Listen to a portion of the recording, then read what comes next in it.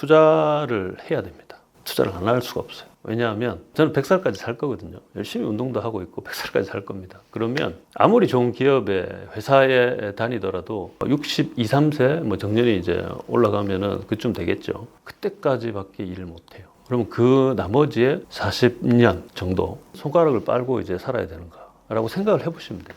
근데 그때부터 내가 어떤 유의 스터디를 해서 뭐를 일구고 이런 게 될 것 같으세요? 거의 힘듭니다. 왜냐하면 스터디를 하는 것도 우리 계속 하잖아요. 공부하는데 다 때가 있다고. 사실 그때부터는 너무나 바이어스가 심해가지고 자기도 모르는 편향이 자기가 갖고 있을 수밖에 없습니다. 투자를 계속 해왔으면 이게 말랑말랑해져요.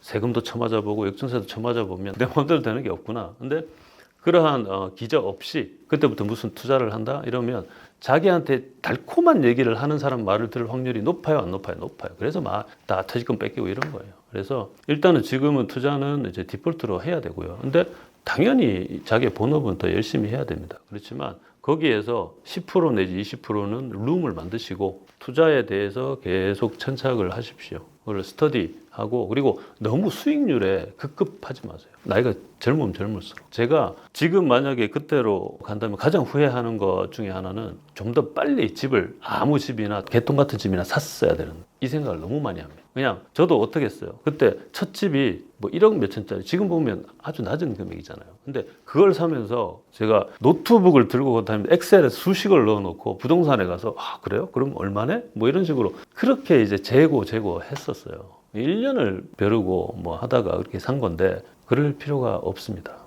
일단 최대한 지금 가진 것들에 이제 가용할 수 있는 것들을 일단은 이제 안전한 자산으로 바꿔놓고 열심히 일을 하시고 그리고 나머지 10%, 20% 정도는 매일 경제신문을 읽고 그리고 어떤 류의 플렉시 성찰이죠. 이게 엄청나게 도움이 될 겁니다. 1년 적어도 3년 이렇게 지나잖아요. 그 자산이 이게 이렇게 올라 있네. 이게 돈 값어치가 이런 식으로 연계가 되는 순간 내 역량, 투자에 대한 생각, 관점 이런 것들이 엄청나게 레벨이 올라가 있을 겁니다.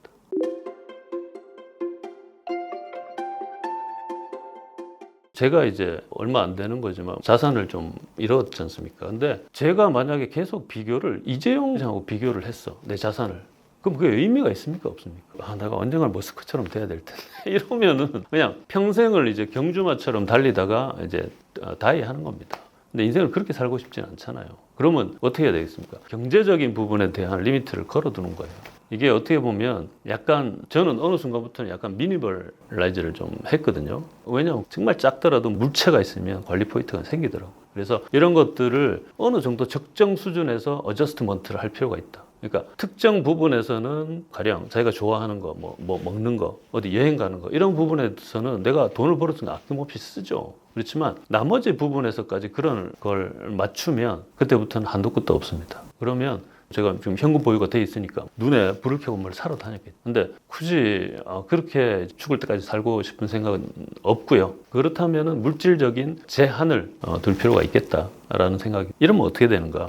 모두들 그렇잖아요. 회사 다니기 정말 싫잖아요. 저도 회사 초기에 이거 빨리 때려쳐야지 뭐 이런 식으로 생각도 많이 했습니다. 근데 이러한 옵션이 생기죠. 회사도 나의 하나의 옵션이 되는 거예요. 관점이 뷰가 이렇게 많이 커진 겁니다. 내 스스로 성장이 된 거예요.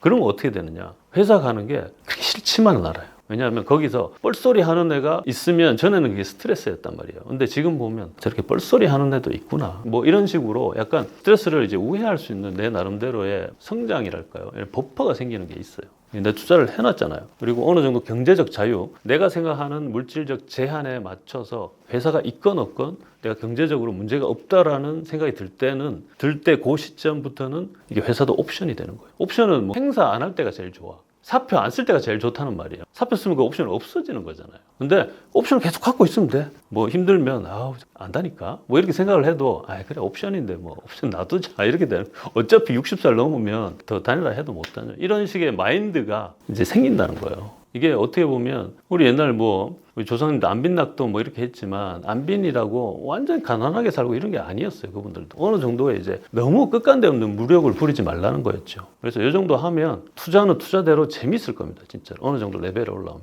그리고 내 일도 어느 정도 시간이 지나면 레벨이 이 정도 올라와요. 이 레벨이 비슷하게 되면 이게 연결이 돼요. 엄청 재미있는 이런 세상들이 있다는 거를 아마 알게 되실 거예요.